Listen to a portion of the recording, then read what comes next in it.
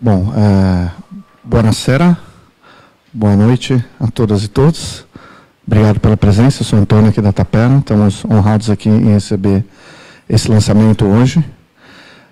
Agradecer muito ao Pedro Fonseca. Cadê o Pedro? Está aqui. Agradecer pela proposta, pela articulação e por estar aqui conosco hoje. E agradecer muito ao autor, Enzo Traverso. Thank you for being here. Gracias por venir acá em Tapera. Sí. Gracias a todos vocês. Como assinalei um pouco antes, o autor é italiano.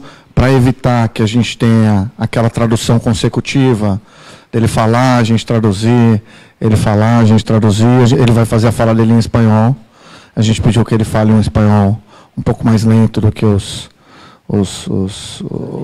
argentinos e outros. E qualquer dúvida, qualquer problema, qualquer dificuldade, a gente colabora aqui com a tradução, com alguma coisa. Obrigado aí pela presença de todos aqui nessa segunda-feira, no meio do feriado, no frio, chuva, bem paulistana. Obrigado, é bom ver a casa cheia. Então, Enzo.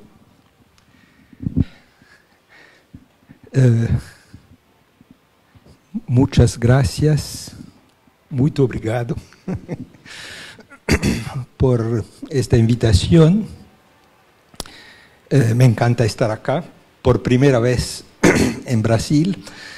Yo soy bastante familiar, tengo cierta familiaridad con otros países de Latinoamérica.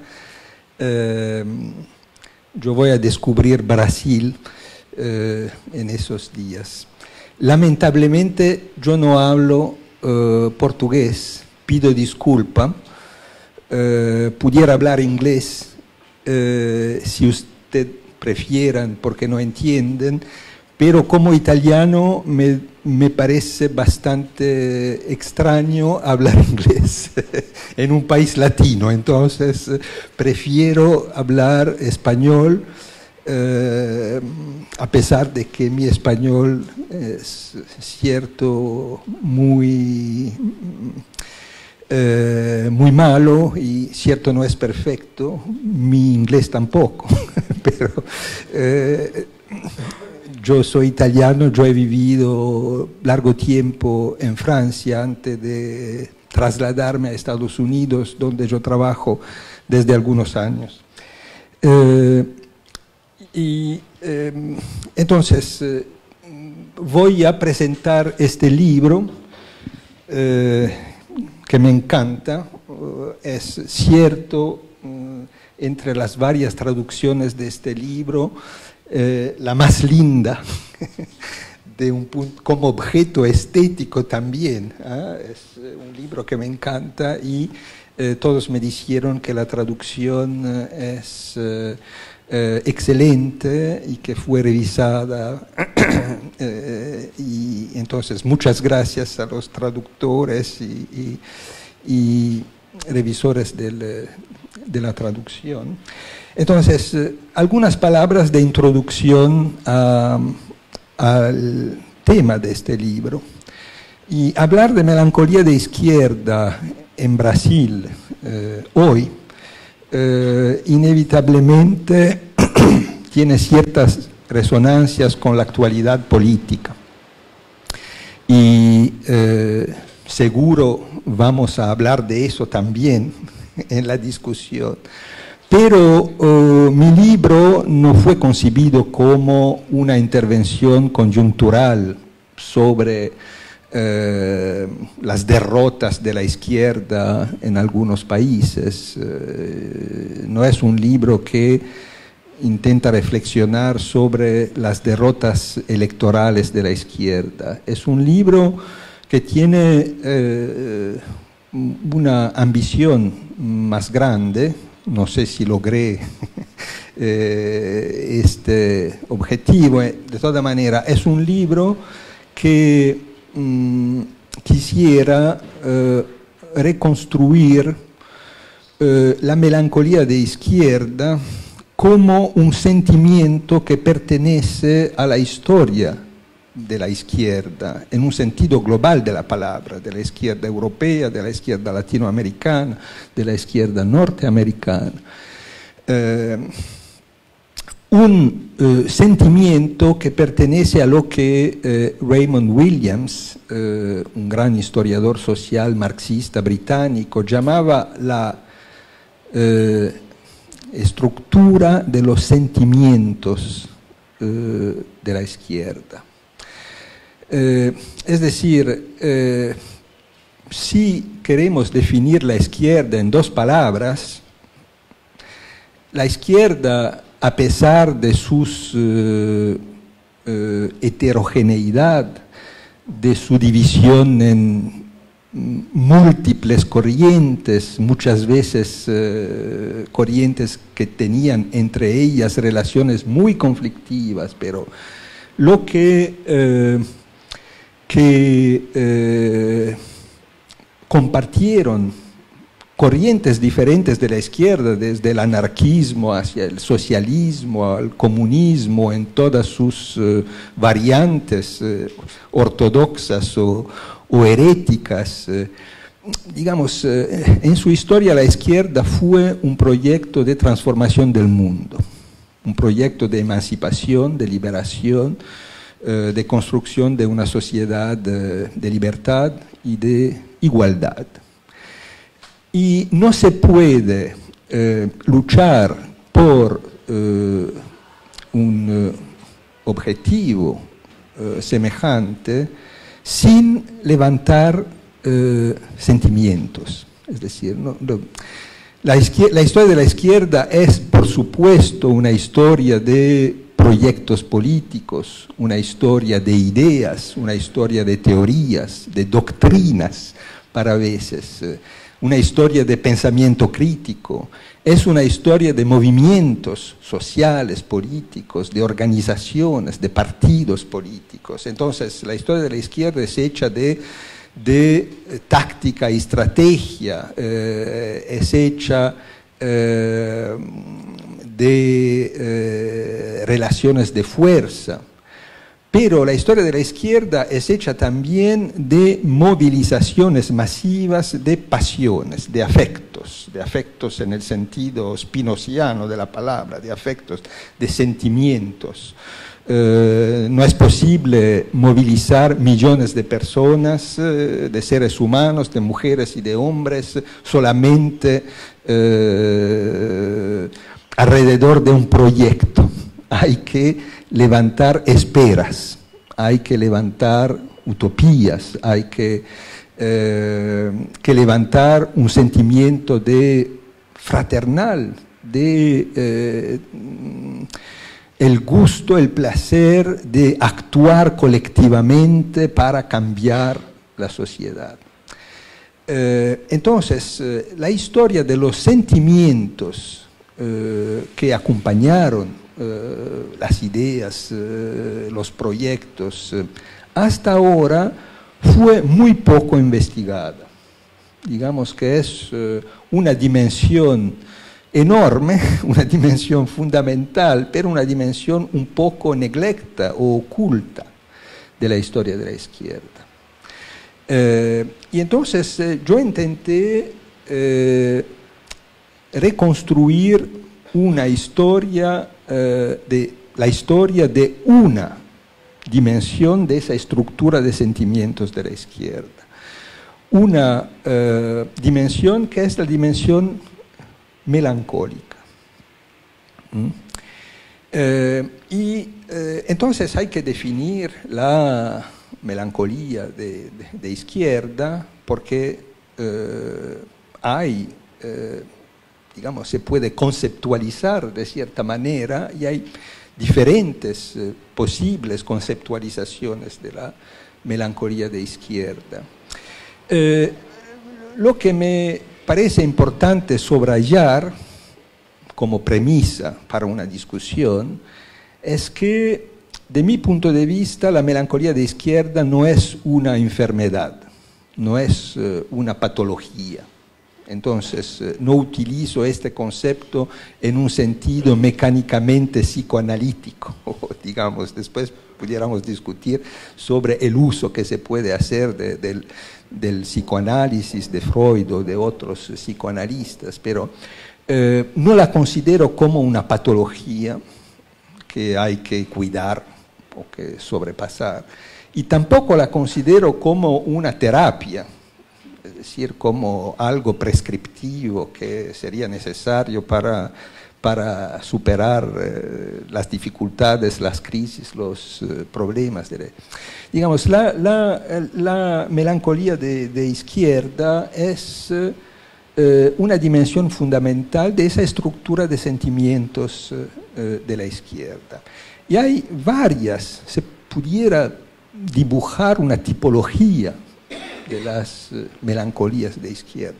Hay una melancolía de izquierda que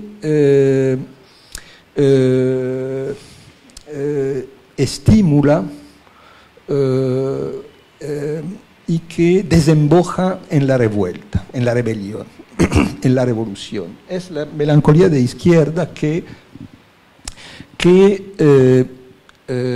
inspira, o que Sergei Eisenstein ilustra en su gran película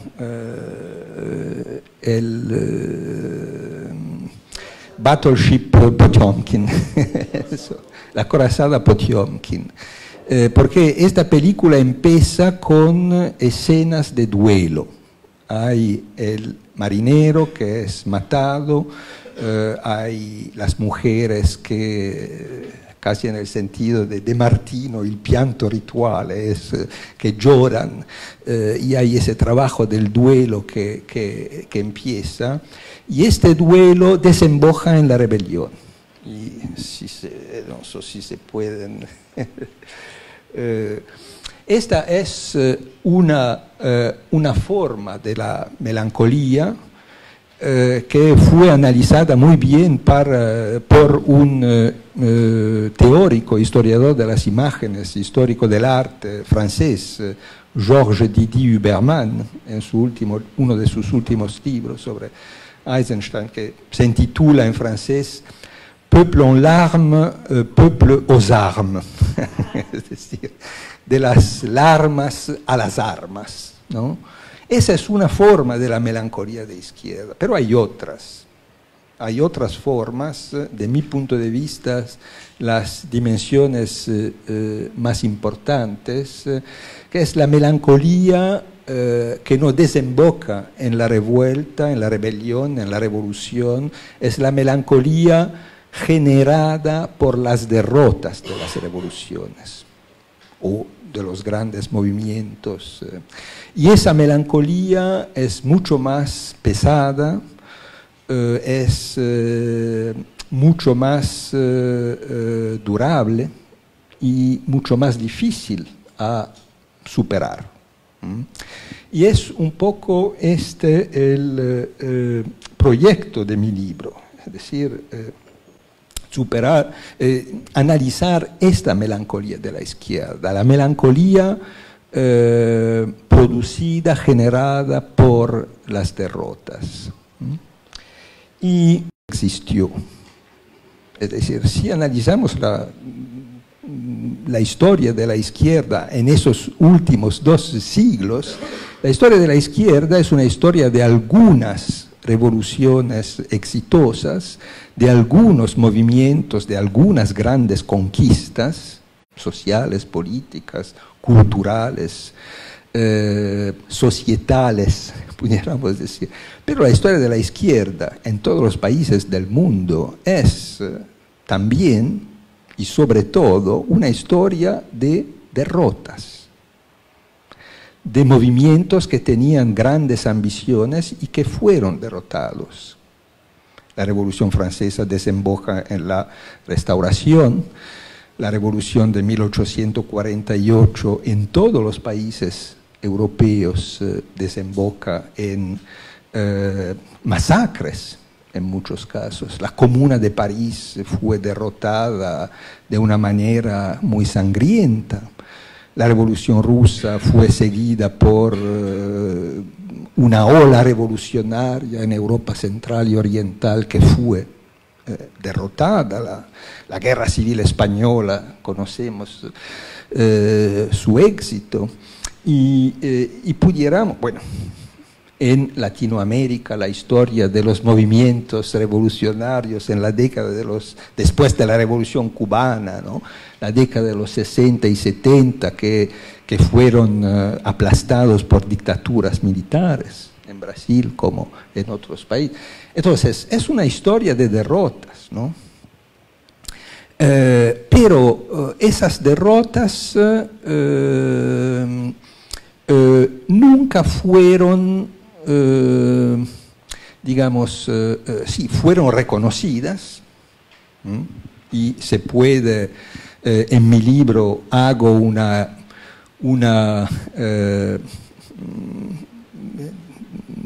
dibujo una galería de comentarios a las derrotas, lo que escribe Marx después de la Comuna de París.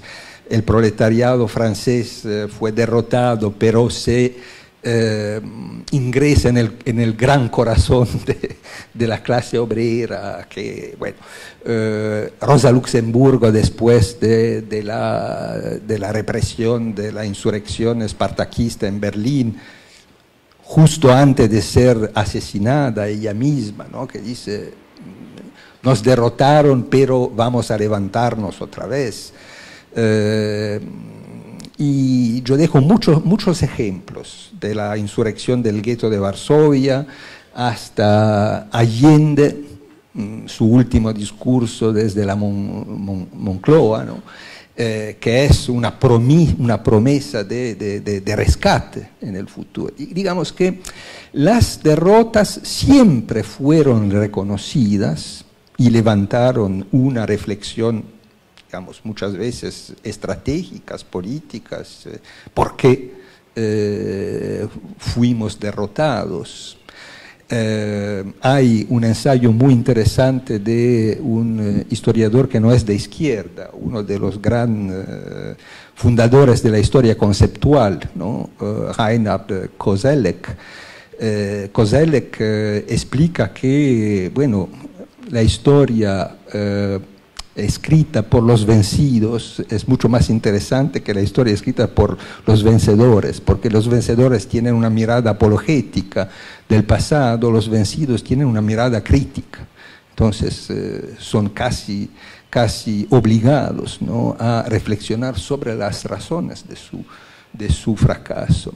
Pero siempre esas derrotas fueron como sublimadas. Y también ocultadas de diferentes maneras, pero yo creo, es la hipótesis que yo hago, que una de las causas fundamentales de esa incapacidad de reconocer un trabajo del duelo que se hizo, de reconocer este sufrimiento, esta mesticia, se dice, este sentimiento de impotencia y que aguanta a los movimientos derrotados. Bueno, hubo como una especie de autocensura de este sentimiento, y mi explicación es que la melancolía de la izquierda fue reprimida en el sentido psicoanalítico, verdrängt, en el sentido psicoanalítico de la palabra, refoulé, no sé cómo decir, suprimida, porque las derrotas fueron inscritas en una visión teleológica de la historia que dominó la cultura de la izquierda, que pudo ser criticada por muchos filósofos, pensadores críticos de la izquierda. Sería fácil de decir desde que incluso el marxismo clásico hacia la escuela de Francfort, los que criticaron una visión teleológica de la historia, una concepción evolucionista, positivista de la historia. Sí, había esos, pero la cultura de la izquierda fue una cultura teleológica, es decir, una cultura dominada por la idea que estamos marchando en el sentido de la historia, que podemos ser derrotados, pero al final el futuro nos pertenece. Y eso fue digamos, la clave para explicar por la manera en la cual la izquierda pudo reconstruirse después de muchas derrotas, ¿no? Eso fue, yo creo, fundamental. Cuando se lee, perdón por la pronunciación, porque el yiddish no es mi idioma, pero cuando Shmuel Ziegelboim, después de la destrucción del gueto de Varsovia y de la represión de la insurrección del gueto de Varsovia, escribe que espera que algunos judíos se quedarán en Polonia para ver la Polonia socialista del futuro, eso significa tener un optimismo antropológico extraordinario. Pueden matarnos todos, pero el futuro nos pertenece, ¿no? Esa fue la fuerza extraordinaria de la izquierda. Y en otra razón que explica, yo creo, esta represión de la melancolía es vinculada a la historia de las revoluciones del siglo XX. Hubo todo un ciclo revolucionario que afectó todos los continentes, de Europa a Latinoamérica, a Asia. Un ciclo revolucionario que empezó con la Revolución Rusa en 1917, con octubre, digamos. Un ciclo revolucionario que cambió un paradigma de la revolución. La Revolución Rusa tuvo lugar en el medio de la Gran Guerra, es decir, de una guerra total, que estableció una especie de simbiosis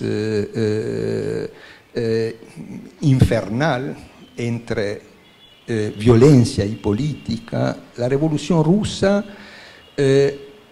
construyó un paradigma revolucionario que no existía en el siglo XIX, por ejemplo, que no fue el paradigma revolucionario dominante durante la Comuna de París, ¿no? Un paradigma militar de la revolución. La revolución es toma militar, toma del poder por las armas. Eso es un paradigma que nació con el bolchevismo en Rusia en 1917 y que dominó toda la historia de las revoluciones del siglo XX, de Asia a Latinoamérica, los movimientos de guerrilla, etc. Y un paradigma militar de la revolución tiene también una connotación de género. Es decir, si somos soldados de la revolución, somos involucrados en un ejército revolucionario. Eso implica disciplina, eso implica jerarquías, y los soldados históricamente son hombres. Es decir, de otra manera, reconocer la melancolía sería reconocer nuestras debilidades, un síntoma de los revolucionarios tienen que ser viriles y que exhibir su fuerza, su coraje, si toda la iconografía revolucionaria nos muestra eso. Entonces, la melancolía sería como una manera de reconocer su propia vulnerabilidad, ¿no? Y eso no podía ser. Pero había esa visión teleológica de la historia que dominó también la historiografía marxista, por ejemplo. Si tomamos en cuenta la obra de un gran historiador como Eric Hobsbawm, que muchos conocen, ¿no? Bueno, la historia del siglo XIX y XX de Eric Hobsbawm es inspirada por por criterios de periodización que son las rupturas revolucionarias, ¿no? La Revolución Francesa, 1830, 1848, la Comuna de París, 1917, después la Resistencia, la Revolución China, Vietnam, Cuba, etcétera, etcétera. Entonces, esa era la manera de... Entonces, la historia es un camino cuya canción, ¿sí? Como, digamos, ritmado por las revoluciones, ¿no? Si leemos algunas grandes obras historiográficas que fueron publicadas, el comunismo real, del comunismo, etc., esos criterios de periodización son puestos en cuestión, digamos. Hay otros criterios, Christopher Bailey, Jürgen Osterhammel, otros grandes historiadores, Masauer, son otros los criterios. Entonces, la melancolía fue sublimada, ocultada, censurada por esta visión teleológica de la historia.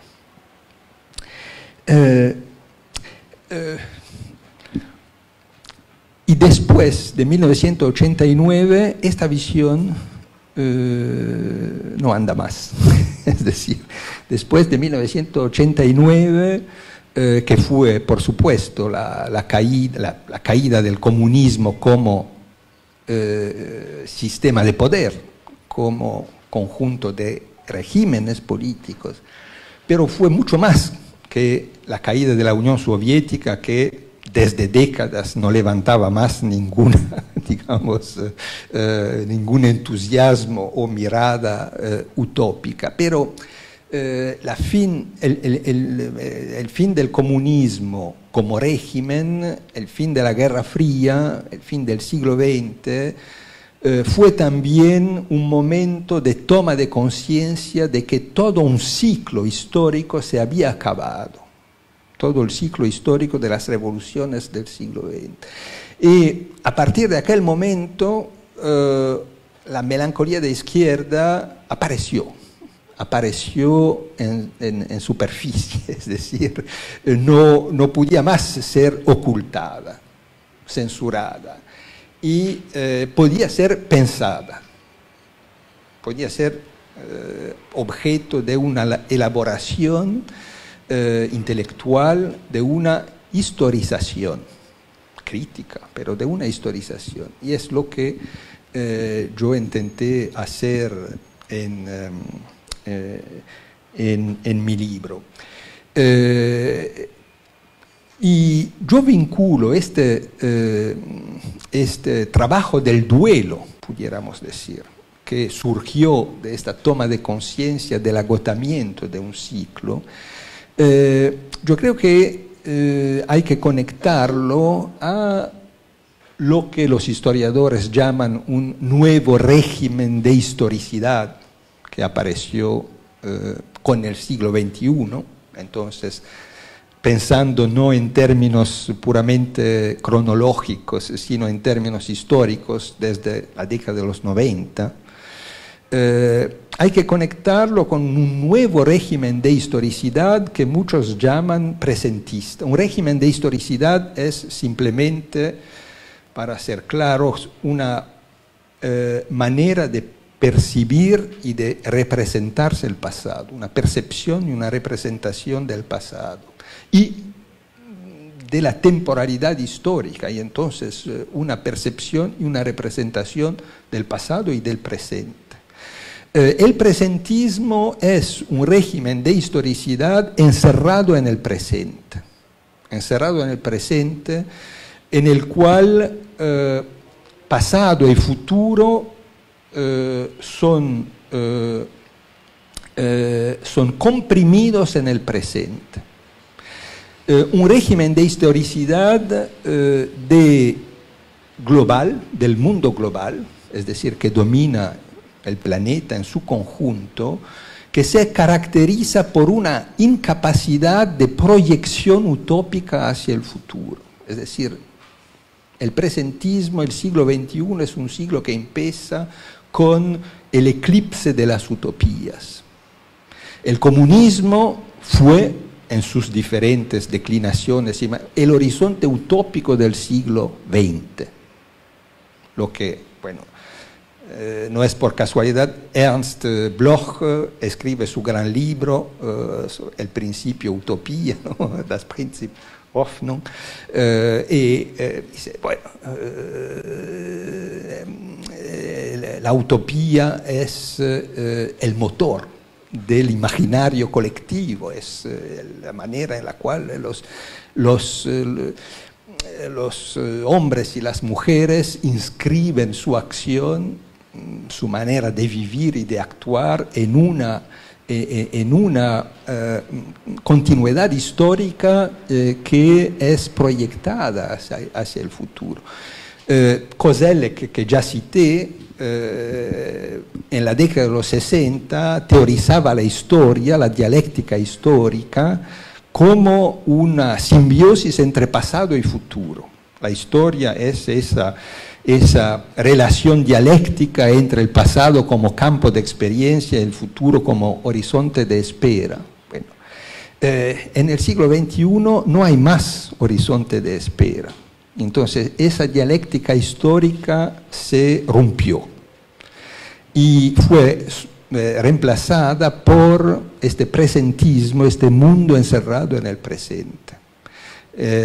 Y para nosotros, bueno, hay esa fórmula de Friedrich Jameson que me gusta citar porque es contundente. Dice, ingresamos en un mundo en el cual es más fácil pensar el fin del mundo que el fin del capitalismo. Es decir, el capitalismo fue de cierta manera naturalizado, ontologizado, es bueno, una especie de background que pertenece, y ese es el proyecto del neoliberalismo también, de volver, mucho más que en una política económica, en una especie de modelo antropológico, ¿no? de moldear nuestra manera de pensar, de vivir, de conectarnos a otras personas. Entonces, el mundo presentista es un mundo sin utopías. Cuando pensamos al futuro, pensamos a un futuro de catástrofe, ¿no? La catástrofe ecológica, etcétera, etcétera. Y entonces hay que cambiar, digamos, el paradigma. La revolución, si es necesaria, es para impedir la catástrofe y no una revolución que se inscribe en la marcha adelante de la historia hacia, bueno, como el camino natural hacia el progreso, la emancipación. Entonces, la melancolía de izquierda se conecta a este mundo presentista, que es un mundo sin utopías. Y entonces hay que reflexionar sobre el uso de esta melancolía o, digamos, los usos posibles de esta melancolía, las finalidades posibles que esta melancolía puede tomar, el papel que puede jugar. Hay todo un debate alrededor de eso. Por ejemplo, Wendy Brown, que es una teórica, pensadora política, una filósofa política de gran envergadura, que yo admiro mucho y que es también una amiga, ella ha escrito hace años un ensayo que se intitulaba Against Left-Wing Melancholia. Es decir, ella decía, hay que reaccionar en contra de la melancolía, hay la melancolía es un obstáculo que nos paraliza y que nos impide de pensar otros proyectos, de inventar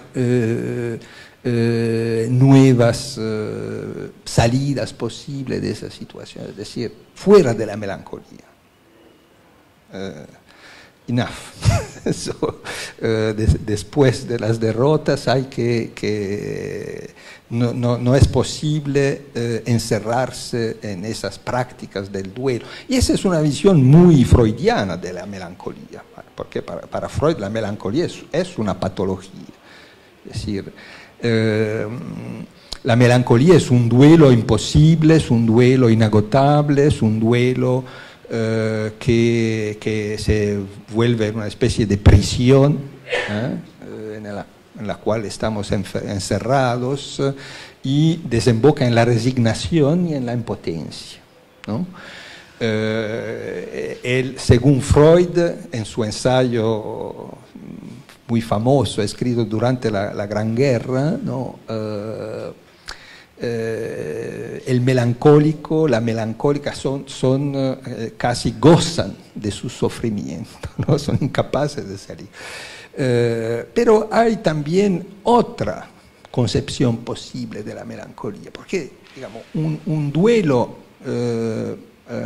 acabado, un proceso de duelo que se resuelve, que se acaba exitosamente, dejamos de tener ese lazo patológico con un objeto de amor que falleció y elegimos un nuevo objeto de amor en el cual podemos investir nuestras energías libidinales, etc. Pero si pensamos un poco, eso es lo que ocurrió en esos últimos 30 años, y que eso fue el proceso de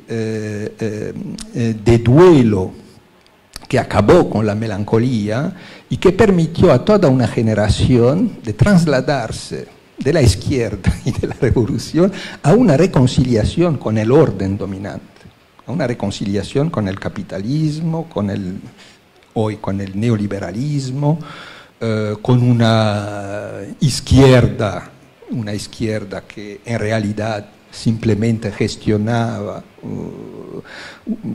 el capitalismo, o para veces, la transición de la izquierda a la derecha, del marxismo al liberalismo o a formas de liberalismo más o menos conservadoras. Entonces, en este contexto en el cual nuevas utopías todavía no surgieron, yo creo que la melancolía de izquierda puede jugar el papel de un trabajo de resistencia. El régimen de historicidad presentista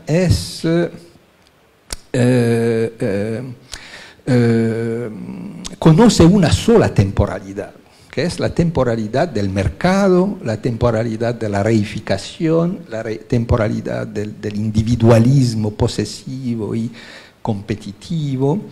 Entonces, la melancolía de izquierda es una manera de, hablando ahora mi conciudadano, con Giorgio Agamben, es una manera de ser no contemporáneo, de no inscribirse en esa temporalidad, de ponerse atrás o al margen, o intentar de establecer una discrepancia con esta temporalidad dominante. Y si leemos a Ernst Bloch en sus gran libros sobre el principio esperanza, 3 volúmenes, no es un libro que dibuja la sociedad del futuro ideal según la crítica, el lugar común de la crítica liberal del totalitarismo, como toda idea de un futuro, de una utopía, de un proyecto, la autopista hacia el totalitarismo, es Platón, es Marx, Lenin, etc. El libro de Ernst Bloch no dibuja una sociedad ideal, es un trabajo de arqueología, como en la historia, desde la antigüedad, en particular desde el Renacimiento hasta el siglo XX, cómo los seres humanos en sus prácticas sociales, en sus luchas, intentaron dibujar una idea de futuro, el perfil de un futuro, de una alternativa posible. Hoy eso falta. Y eso es el problema fundamental, de mi punto de vista, de todos los grandes movimientos que surgieron en esas últimas décadas. Bueno, hablar de eso en Latinoamérica es un poco problemático porque en Latinoamérica se acaba hoy un ciclo. La elección de Bolsonaro es emblemática desde ese punto de vista, ¿no? Hay la restauración después de un ciclo durante el cual Latinoamérica a nivel global aparecía como el continente de la resistencia al neoliberalismo. Hoy hay una sincronización, entonces, y la sincronización es muy peligrosa porque es una sincronización en este marco presentista, ¿no? Pero el problema de todos los movimientos de los últimos años, pensamos desde Occupy Wall Street, Los Indignados en España, Gezi Park la Nuit Debout en Francia, las revoluciones árabes, ¿no? Bueno, todos movimientos con enormes potencialidades, eran movimientos que no sabían cómo proyectarse en el futuro, ¿no? Eso es el hándicap enorme que tenemos, ¿no? Entonces, yo creo que la melancolía de izquierda pudiera ser un trabajo del duelo, como del duelo de las derrotas, es decir, pensar por qué fracasaron esos proyectos y el duelo porque, digamos, eso es una manera de rememorar los compañeros que fallecieron, que hemos perdido, las esperanzas que eran tan fuertes y que fracasaron.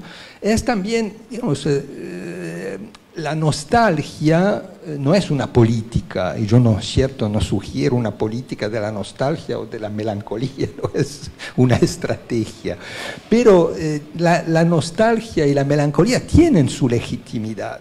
Digamos, la nostalgia de una época en la cual teníamos la convicción de cambiar el mundo por una acción colectiva, es una nostalgia que me parece bastante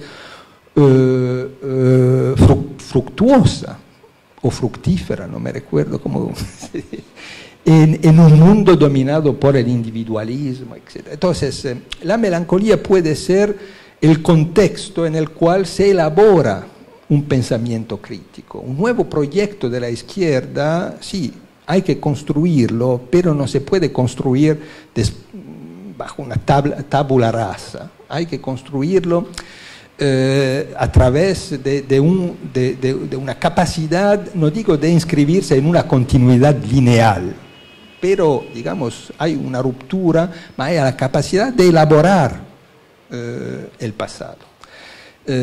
Y entonces, es en este sentido. Yo, en mi libro, de muchos ejemplos de la melancolía de izquierda en textos y en películas, por ejemplo, en el cine como un lugar privilegiado de elaboración de esta melancolía, precisamente porque fue reprimida en el marco de la teoría política. Pero si queréis podemos ver imágenes o trozos de película. No quiero, digamos, también si hay preguntas o comentarios podemos abrir el debate y después yo pudiera mostrar algunas imágenes. Espero se comprendió.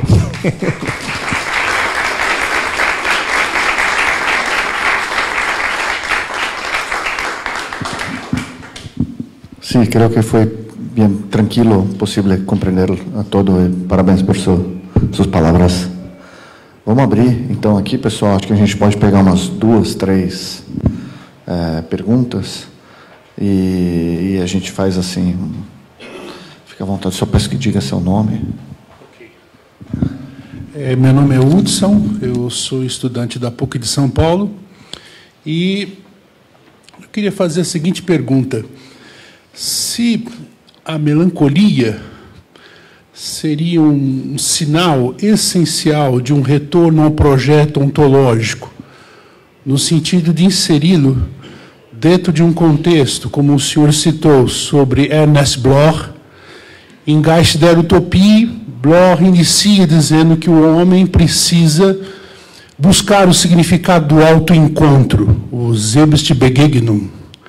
E, em princípio, esperança, o noch nicht, o ainda não, é essencial para pensar a questão da espera, ou seja, o ainda não. Então, a minha pergunta seria, a melancolia, nesse sentido, como o senhor traz, ela seria essencial para o retorno a um projeto ontológico, no sentido como fez Ernest Bloch, Hartmann e até mesmo Georg Lukács? Obrigado, sim.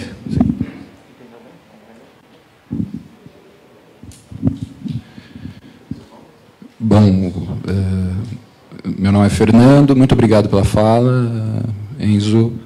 Uma pergunta que, na verdade, eu tive já a ocasião de ler o livro em francês, e você aborda lá alguma coisa que já me incomodava um pouco havia algum tempo, que é o fato de que Benjamin, em certa medida, procura estabelecer uma certa política a partir de uma posição melancólica sobre o mundo, isso também é abordado, enfim, no seu livro, mas, ao mesmo tempo, em várias ocasiões, e talvez, sobretudo, nas teses sobre o conceito de história, ele usa uma outra figura, que é a figura da assedia, ou da assédia, da assedie,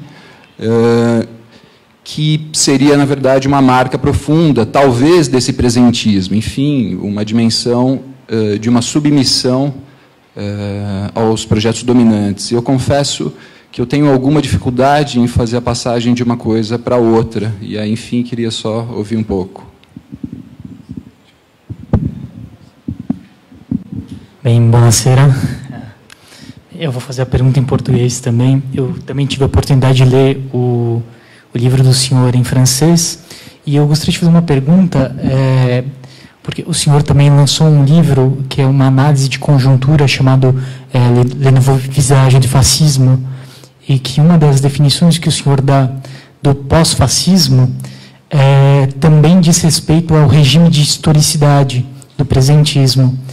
E o livro Melancolie de Gauche, Melancolia de Esquerda, ele termina, de alguma maneira, dizendo que a maneira como as revoluções, enfim, não vou procurar aqui, mas de alguma maneira que a experiência dos vencidos é somente desta maneira que as revoluções são comunicadas, passando essa ideia. Eu gostaria de perguntar se existe uma certa incitação à ação, e se o senhor podia fazer uma relação entre os dois livros. Obrigado.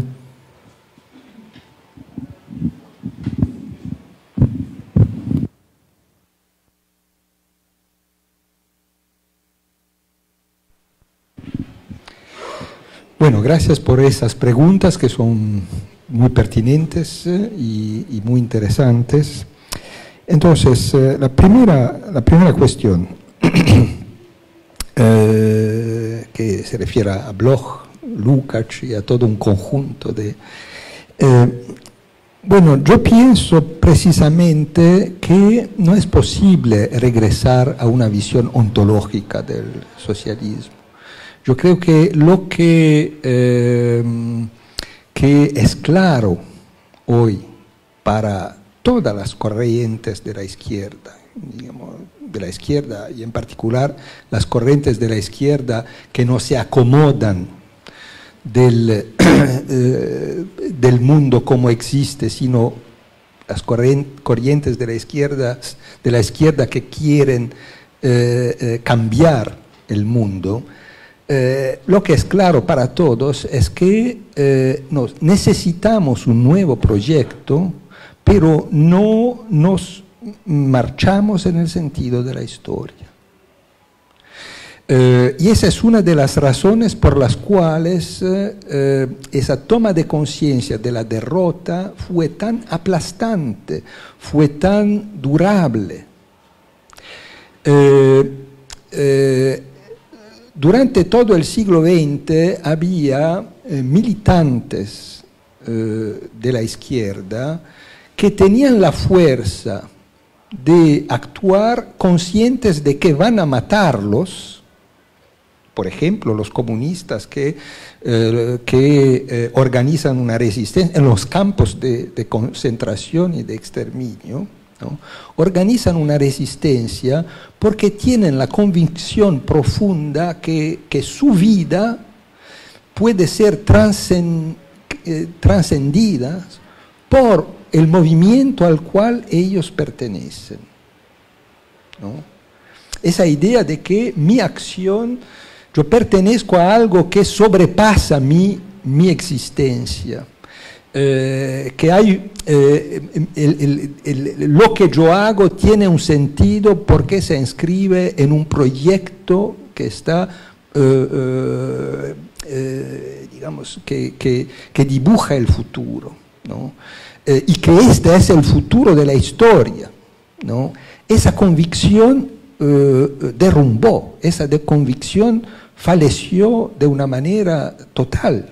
Es decir, tenemos que luchar para cambiar el mundo porque estamos marchando hacia la catástrofe. Hay una posibilidad, no tenemos ninguna garantía de que seremos capaces de hacerlo, ¿no? Eso es, entonces, el neoliberalismo sí plantea el capitalismo como un modo de organizar la sociedad, la vida, la cultura, ontológico, como algo natural, algo que pertenece a la esencia a los seres, a la manera de ser de la humanidad. Eso no puede ser. Si la izquierda reconstruye un proyecto de socialismo como, digamos, finalidad ontológicamente inscrita, creo que eso sería muy peligroso. Esa es mi convicción, y eso es lo que muchos pensadores críticos dijeron desde los años entre guerras, ¿no? Que sé, Günther Anders, lo que dice, Walter Benjamin, las tesis sobre la filosofía de la historia. La historia es una marcha hacia la catástrofe. Hay que, se citó a Benjamin. Bueno, Benjamin hace ese cambio radical. Marx había definido las revoluciones como las locomotoras de la historia. Es decir, la locomotora, esa metáfora de las locomotoras de la historia implica una visión teleológica de la historia. Las locomotoras corren con sus propios rieles, y cuando tomamos el tren sabemos dónde vamos. Es decir, hay un destino que es implícito en este movimiento. Walter Benjamin dice, no, las revoluciones no son las locomotoras de la historia, porque las revoluciones no empujan la historia adelante en una dirección predefinida. Las revoluciones, dice Walter Benjamin, son el freno de emergencia, ¿no? Con la cual se detiene la corsa del treno hacia la catástrofe. Entonces, la revolución hay que pensarla no como un avance de la civilización, la idea que era implícita en los regímenes del socialismo real, desarrollos de las fuerzas de producción, una sociedad, bueno, tecnológicamente, industrialmente avanzada. La revolución es el pasaje, como decía Marx, de la prehistoria a la historia de la humanidad, o un cambio de civilización. En ese sentido, Benjamin recupera una visión mesiánica del socialismo, es decir, ingresamos en la ciudad de Dios, que podemos pensarlo en términos seculares, de secularización de una espera mesiánica, pero eso es un cambio radical. Un cambio radical, se puede discutir mucho sobre eso, el mesianismo, el milenarismo cristiano, eso también tenía sus peligros, etc. Pero vemos hoy en Brasil cómo las esperas milenarias son monopolizadas o capturadas por la derecha, etc. Pero digamos que esa es una indicación que fue bastante importante sobre cómo pensar un cambio social en un sentido que no sea más teleológico, una utopía que no sea una idea de desarrollo y de evolución. Entonces, la cuestión de la sedia y de una melancolía, hay también una melancolía de derecha. Y cuando Walter Benjamin habla de asedia, se refiere a historiadores positivistas conservadores. Pero Benjamin, y yo en mi libro hay todo un capítulo sobre Benjamin en el cual intento analizar las contradicciones y las aporías de Benjamin, porque en Benjamin hay textos radicalmente antimelancólicos, cuando critica la linke melancolía, que identifica con la neue Sachlichkeit, la nueva objetividad en Alemania en la década de los 20. Pero hay otros textos de Benjamin que reivindican la melancolía. Entonces, tiene sus... De toda manera, hay una melancolía de derecha, y la melancolía de derecha es la melancolía de los conservadores, de los reaccionarios que toman conciencia que su mundo no existe más, que su mundo es derrotado por la modernidad, por un conjunto de transformaciones, la nostalgia del antiguo régimen. Es una melancolía de izquierda, una melancolía reaccionaria, una melancolía conservadora. Entonces, hay una melancolía también de la derecha extrema que yo no analizo en mi libro para evitar malentendidos, porque no quiero que se interprete mi libro como, digamos, muchas teorías del totalitarismo que te dicen que comunismo y fascismo son la misma cosa, ¿no? Bueno, y eso nos conecta a la cuestión del posfascismo, que no tengo tiempo para analizar acá ahora, pero una de las diferencias fundamentales que, de mi punto de vista, separan el fascismo clásico de los postfascismos contemporáneos de hoy, que pueden ser muy diferentes entre Bolsonaro, Trump y Marine Le Pen, hay muchas diferencias, no quiero ponerlos todos en la misma categoría, ¿no? Pero podemos definir los postfascistas, porque una de las diferencias que separa el fascismo clásico de los postfascismos de este principio del siglo XXI es que el postfascismo precisamente no es utópico. No es, el fascismo fue una idea del hombre nuevo, el eslogan fascista, el hombre nuevo, ¿no? El fascismo fue una idea de alternativa al capitalismo y al liberalismo, una trampa, por supuesto, pero el fascismo tuvo esa capacidad de levantar esperas, de dibujar un imaginario, el Reich milenario, Italia que vuelve a el Imperio Romano, bueno, o los proyectos de Berlín de Albert Speer, que es una especie de ciudad antigua en el mundo del futuro, digamos. Había una capacidad utópica, o llamámosla distópica en ese caso, una capacidad de levantar esperas y de proyección hacia el futuro. Los posfascismos de hoy son todos reaccionarios. Son todos reaccionarios, están en contra de la globalización y defienden una idea de soberanía nacional, en contra de la inmigración de un punto de vista xenófobo y nacionalista radical. La globalización es una amenaza de nuestras identidades, entonces tenemos que cerrarnos y defender los valores tradicionales, etc. Bueno, no es para nada utópico.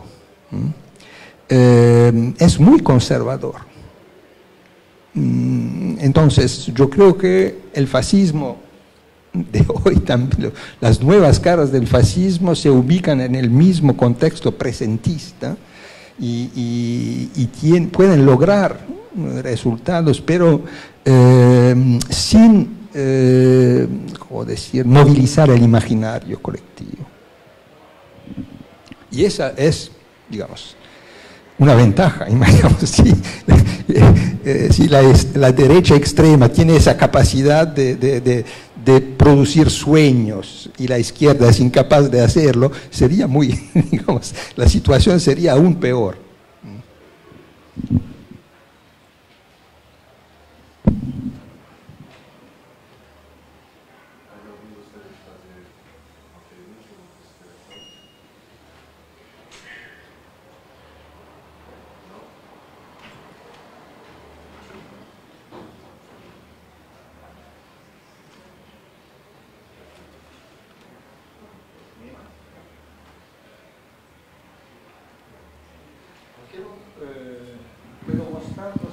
Sí, sí, por favor.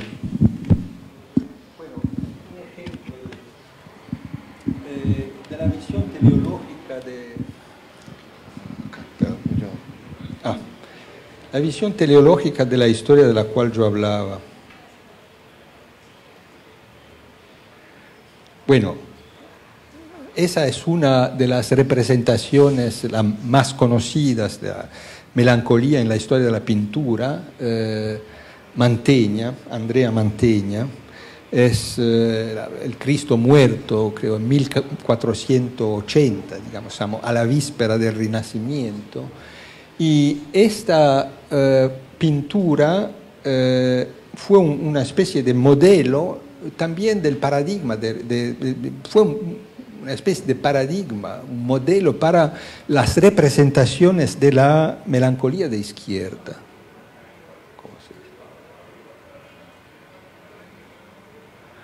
Esa es un grabado de litografía de Käthe Kollwitz, que es Los vivientes a los muertos, recuerdo del 15 de enero de 1919, es una conmemoración, digamos, el duelo de los espartaquistas frente a Karl Liebknecht, su líder asesinado. El modelo se reconoce, y también el uso que se hizo de una foto muy conocida, ¿no?, de Che Guevara, es Andrea Mantegna, de cierta manera, que de una manera inconsciente tomada por los... Pero, digamos, hay todas yo decía, bueno, una manera de expresar por metáforas y alegorías. Esta es una pintura de Gustave Courbet, ¿no?, el gran pintor francés del siglo XIX, de 1850, y le obsequia a Ornans la representación de un funeral en un pueblo, y es en realidad una representación, una alegoría del funeral de la Revolución de 1850. Es decir, hay una alusión que todo el mundo comprendió en aquel contexto, ¿no? Y es una de las razones por las cuales algunos críticos, esa es también una otra representación, le Hallali du Cerf, digamos, que es la humillación y la destrucción de las esperas de las revoluciones de 1848.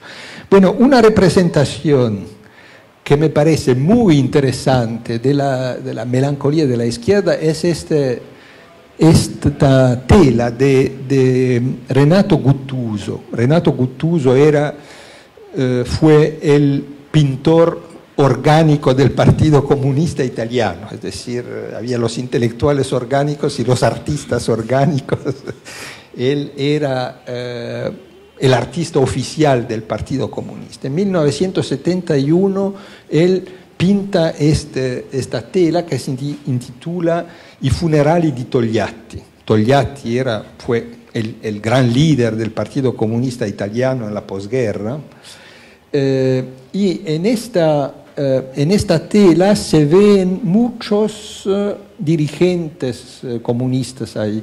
Hay Ho Chi Minh, hay Gramsci, Berlinguer,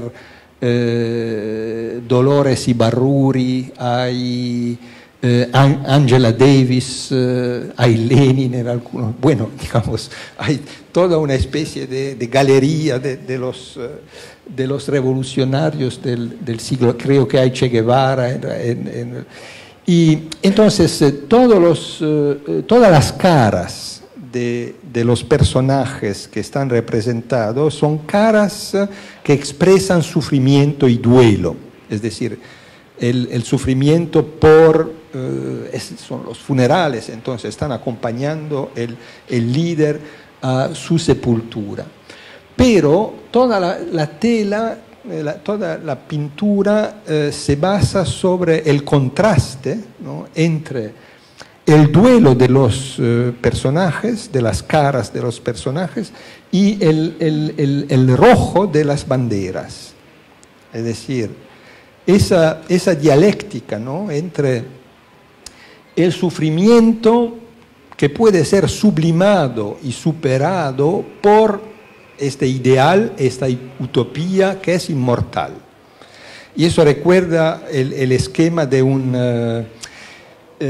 gran historiador, en este caso muy conservador, Ernst Kantorowicz, que se emigró a Estados Unidos en la década de los 30, que teorizó la idea de los dos cuerpos del rey, ¿no?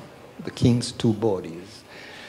Los dos cuerpos del rey. En la Edad Media, los funerales del rey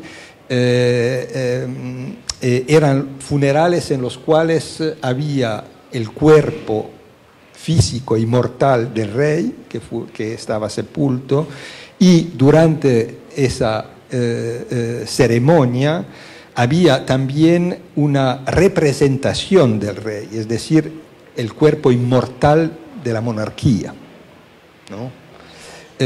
Y acá es lo mismo, es decir, el líder tiene un cuerpo físico y mortal y se muere, pero el proyecto, la utopía comunista o el ideal socialista y comunista es inmortal, es decir, no puede ser puesto en discusión, es el telos de la historia, ¿no? Y es simbolizado por las... un ejemplo, digamos, esa visión teleológica es muy bien expresada por toda la iconografía soviética de la década de los 20. Siempre hay Lenin que indica el futuro con su este tipo de imagen fue reproducido en todo un conjunto de afiches soviéticas. Si conocéis, estuviste en México, todos los que se van a Ciudad de México visitan el Palacio de Gobierno, en el cual hay los murales de Diego Rivera, que se acaban con la imagen de Marx que indica el futuro, es decir, esa visión teleológica de la historia. Después de 1989, esa visión no marcha más. No sé si hay posibilidad de escuchar, si hay un sonido también.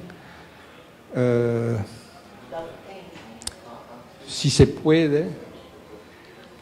Porque este es una película de Angelopoulos de 1995. No es posible.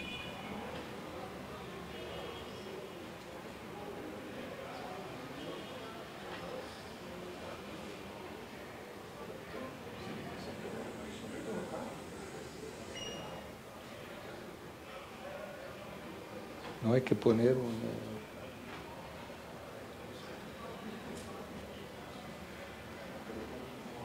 No es acá, es la otra. No, entonces no es una de esas.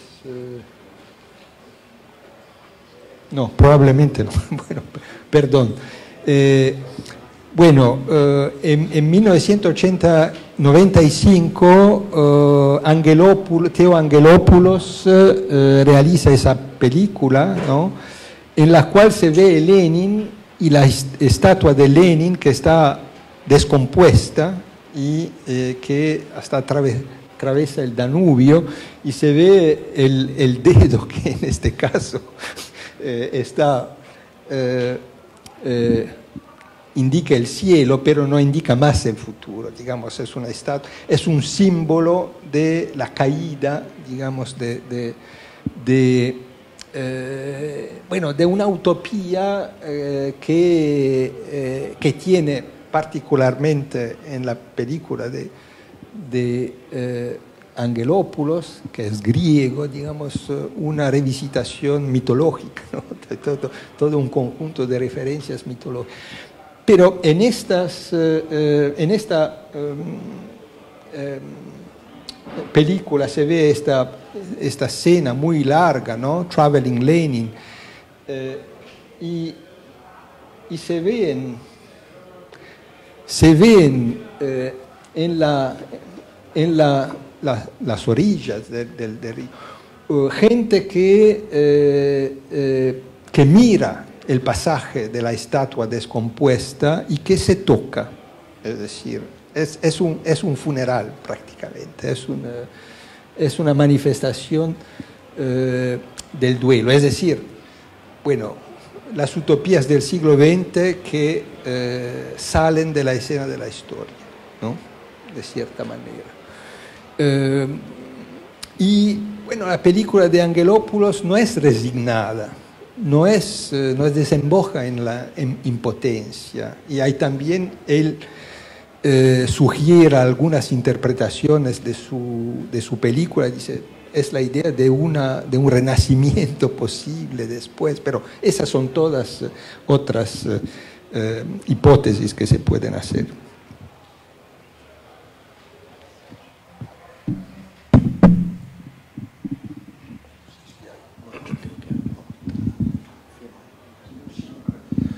Então, enfim, não havendo mais perguntas, intervenções, vamos então se encaminhando aqui ao final. Eu queria agradecer mais uma vez a presença de todo mundo, o pessoal que acompanhou aqui pela internet também, bastante gente. Uma salva de palmas aqui para o Walter.